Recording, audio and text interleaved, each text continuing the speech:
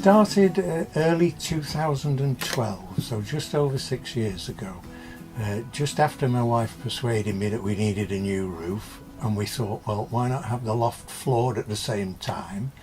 And then, well, you can guess what idea came into my mind. This might be an opportunity to build a model railway. I think I always knew what I wanted if I was ever going to build a proper layout. And I'd been out of the game for about 40 years, except for a bit of dabbling with Lima and Hornby diesels with my son when he was a young teenager in his bedroom at the time. But I always wanted a Great Western Railway junction station. I remember a childhood holiday at Totnes in South Devon and still seeing a lot of ex-Great Western Railway locos and the branch trains and whatever. And so it had to be a Great Western junction station. To be honest, I originally thought of, well, let's cut my teeth again, let's build a branch line terminus. I love small prairies and all that kind of stuff. But then I thought, I like castles and kings as well, then I've got the space, let's go the whole hog and go for a main line layout with a branch line, with a junction. It gives you the best of both worlds really, because I've got the roundy, I can run trains around to my heart's content and just watch them go by like a train spotter. But on the other hand, you've got all the operational capacity of a BLT anyway, in all the shunting of pickup goods running around trains, and you've got the added junction stuff of tail traffic through coaches, etc. So that was the scheme. A lot of things were new to me when I came back into this game. I'd never heard of OOSF, never heard of DCC, never heard of static grass, etc, etc. But I read a bit on RM Web about OOSF, and I was persuaded by some of the arguments about the better running through the crossing and the better appearance of the crossing. But I think the clincher for me was I was determined to have bullhead track, but fully chaired bullhead point work as well. At the time, that meant building it myself.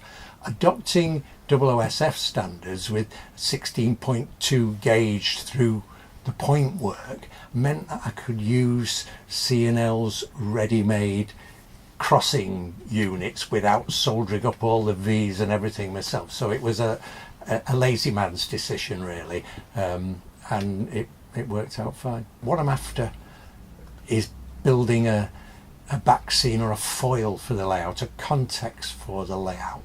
But I'm not a big scenic modeller as such. I couldn't spend hours and hours and hours building a single cottage and applying every tile by hand. I really admire the people that do, but I'm a bit more broad brush. So it was cuttings, embankments, line side fencing, distant vistas. I wanted it an open, spacious look. This is sort of South Devon in the 30s, way out from any town. At first I decided I wasn't going to have any non-railway buildings at all. I was just going to go for the station, the signal box, goods shed, all that kind of stuff. I then looked at the corner opposite the goods yard corner and thought, there's a corner crying out for something. Bachmann brought out a nice little low relief, 3/4 low relief church. That could look nice in the distance. And then the Pendon pub by Bachmann, well, yeah, no one would believe me if I didn't have a pub on the layout. So, and then something else to take the chocolate box look away, added the ratio garage kit. So hopefully that's a nod towards the rest of the world, that this is the fringes of a village, that the station does actually serve a village. It isn't just plunked in the middle of nowhere.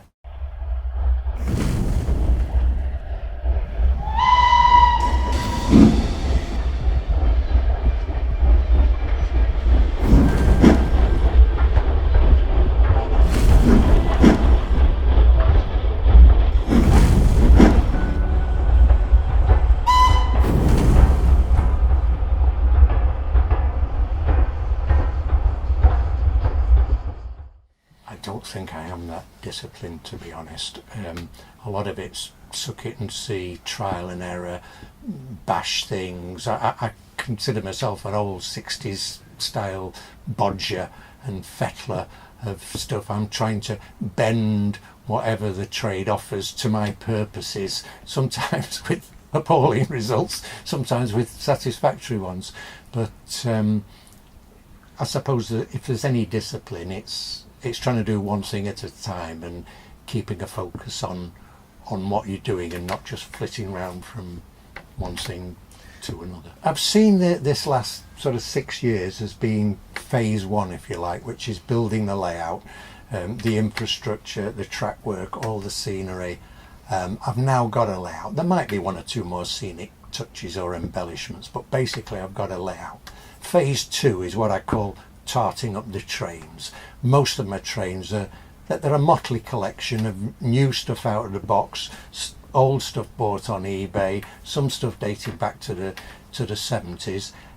Phase two is slowly bringing all that into some kind of order, some kind of cohesion, some kind of reasonable standard. What I'm after is a flavour, atmosphere of the 1930s Great Western Railway. Not in a slavish way. I'm not qualified to do that. I don't know enough and my modelling skills aren't great enough. But insofar as the offerings of the trade, past and present, allow, in trying to get that atmosphere and flavour.